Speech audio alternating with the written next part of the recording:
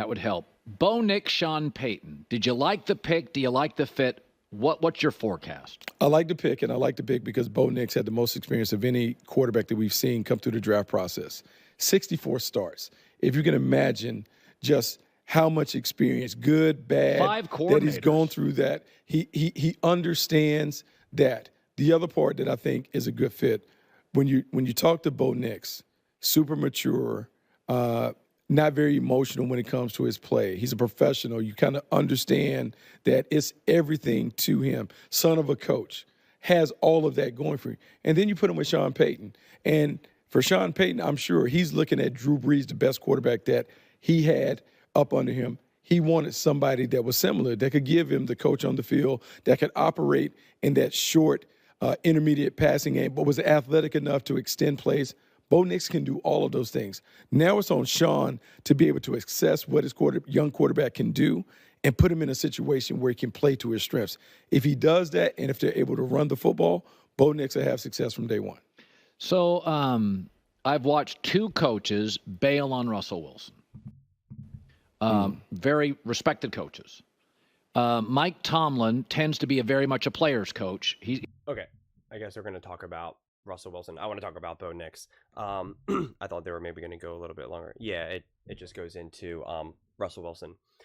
Let's focus. Russell Wilson, if you're a Denver Broncos fan, that's in the past. We're done with that. Okay. I think actually what Bucky said, which is interesting, is that I think has actually been under-discussed in terms of Bo Nix, is his ability to kind of be the coach on the field, which I think, of course, really, really matters. But I think for whatever reason, as fans, right, as just, and again, I always say this word casual fans. I don't mean it in a negative. People always think casual is like such a negative, but it's just people who are not diehard fans, who don't know every single thing about football, who aren't watching every single game, because not everyone can do that.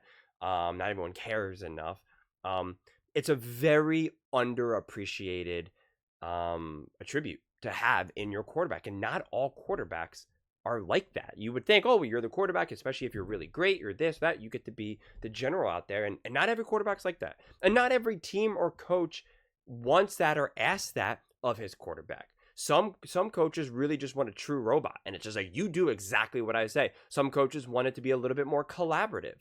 Some coaches, especially if you're a defensive head coach, kind of like defer almost a little bit too much to the quarterback. Like it all really depends. And you can see when there's a disconnect, and you can see what happened in the later years of, say, a Tom Brady and Bill Belichick, or in the later years, or really kind of maybe throughout the whole time with Aaron Rodgers and Mike McCarthy. And then even when he then had Matt LaFleur, there was that disconnect of like, what do you expect me to do on the field? When we're actually on the field and I have the ball in my hand, like, what are you expecting me to do here? And you can see that disconnect. And I think that is where it's such a complementary piece, where Bo Nix, not only will he be the coach on the field, but he's going to be the vessel for Sean Payton. He's going to be the avatar for Sean Payton, which is crucial, which is in a lot of ways what Drew Brees did. Now, Drew Brees really grew into his own and that's where the complementary, where it was kind of like, Sean, you do a little bit of this, and then I'm going to do a little bit of this, right? It's really kind of like a football analogy where it's like, Sean, you take the ball 5 yards, and then I got the next 5 yards. Or maybe a certain drive, you take it out 8, I got 2. Some drives, you take the full 10 yards, and you get the first down. Like, it was very complementary. That's why they got along so well together. And people are trying to call out Sean Payton, saying he should have had more success with Drew Brees. And it's just like, guys, that's such an insane thing. We live in a world now where we expect, and if you're not, the only way you could be considered great is if you win like 5 Super Bowls. And it's just not how football has historically worked. I understand right now we're in this era where we're seeing Tom Brady win 1,000,000 Super Bowls and then Patrick Mahomes win 1,000,000 Super Bowls. But like, what are we talking about here? There's a very real world where, Peyton Manning was only going to win 1 Super Bowl, right? Like, he kind of got lucky with that other Super Bowl with the Broncos, and yet, like, I guess, Manning isn't a good quarterback, apparently. And people want to say, oh, well, he choked in the playoffs and this or that. It's like, okay, sure, right? I guess there's only been 2 good quarterbacks in the history of the world and only 2 good head coaches. So I'm always sick of hearing that, where they want to kind of bring Sean Payton down and say, well, he wasn't even that good with Drew Brees. It's like, okay, sure. But like, I really think that, especially in the beginning of Bo Nix's career, he is absolutely just going to be a vessel for Sean Payton and be able to execute exactly what Sean Payton wants. And that's why Bucky was also kind of emphasizing all the coordinators that Bo Nix has had, because it shows his versatility and his ability to execute multiple offenses and learn how to grow and to just be, incredibly experienced and ready to go sooner than later. And that is what Sean Payton needs. Sean Payton needs a grown-up on the field.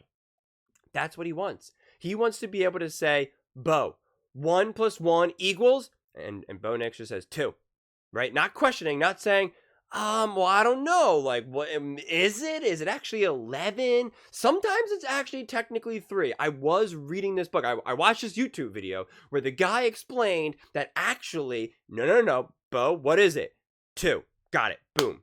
And it sounds like a silly example. I know it does, but trust me, it's valid. Like, it just needs to be this very, at first, one-way street, where it's just like I keep using the word vessel, because that's what it is. Like, he's just the avatar to truly execute Sean Payton's offense, to instill that identity, to let everyone know in the locker room, on and off the field, what the game plan is, what the goal is, what the objective is. That was part of the problem with the Broncos last season. You could see that, like, they weren't all unified on how are we going to win this game? What is it going to take to win this game?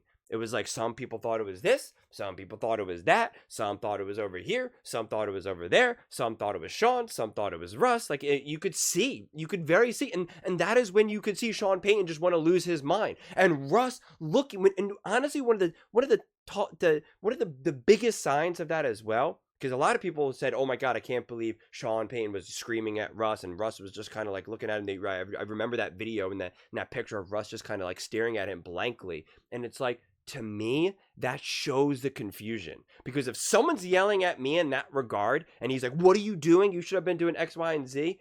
You would want to be like, wait.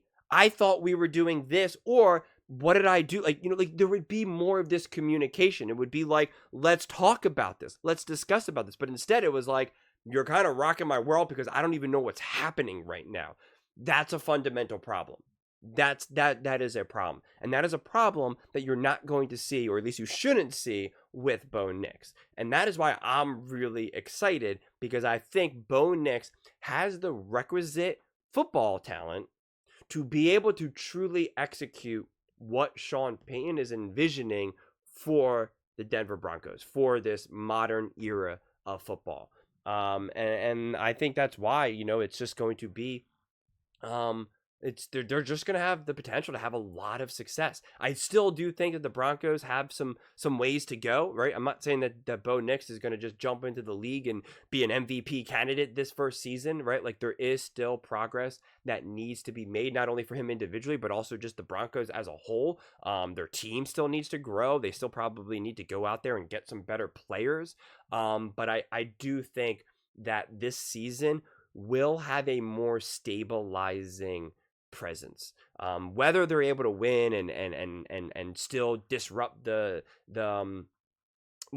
Kansas City Chiefs, or even fight for a playoff spot, that remains to be seen. It all depends on how all these other games are going to unfold. But I still think that we're going to come away from this season and say, okay, the Broncos are on the right track. Nobody felt that way last season. Nobody felt that way 2 seasons ago when Russ got there. And then when they got Sean, there was this like through the roof expectations that Russ and Sean Payton were going to just like strike gold together, and they were going to immediately just be balling out because, hey, Russ Wilson is supposed to be like a Hall of Fame level quarterback, and Sean Payton is supposed to be a Hall of Fame level head coach. And so, like, them together, boom, let's go.